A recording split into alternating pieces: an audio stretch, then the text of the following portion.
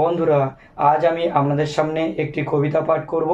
কবিতাটি কোনো লেখকের লেখা নয়, তবুও কবিতাটি সকলের ভালো লাগবে এটি আমি আশা করছি। কবিতাটির নাম জীবন।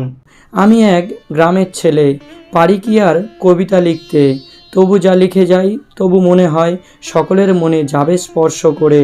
জীবনের দুটি ছন্দ, জন্ম আর গত, জন্মালে মরিতে হবে এটাই তো সত্য। জন্ম নিয়ে আসি যখন পৃথিবীর বুকে, তখন কি আর আমাদের আপন জ্ঞান থাকে? একটু বড় হয়ে যখন দিই হামাগুড়ি, কার কখন মৃত্যু কেউ কি বলতে পারি? এক পা দু পা করে হাঁটতে শিখি যখন, একটু একটু কথা বলতে পারি তখন। ছুটোছুটি করি যখন আরও একটু বড় হয়ে, নানান রকম স্বপ্ন দেখি মায়ের কোলে শুয়ে। একটু বড় হয়ে যখন পড়তে শিখি অল্প, সবার মুখে শুনতে পাই নানান রকম গল্প। তারপর যখন স্কুলে যাই কাঁধে ব্যাগ নিয়ে, স্কুল প্যান্ট স্কুল জামা পায়ে জুতা দিয়ে, পরীক্ষা স্কুলে দিই বছরে 3 বার, সেই পরীক্ষায় পাশ ফেল হয় যে সবার।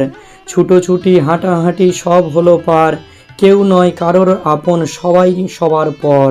পুলিশ হয় কেউ ভালো এনসিসি করে, ডাক্তার হয় কেউ আবার এমবিবিএস পড়ে। পড়াশোনা শেষ করে হয় কেউ অফিসার, কেউ বা সব ছেড়ে দেয় বিদেশে পার। কেউ বা সংসার করে কেউ করে কাজ, কেউ বা জন্মাচ্ছে কেউ মরছে আজ।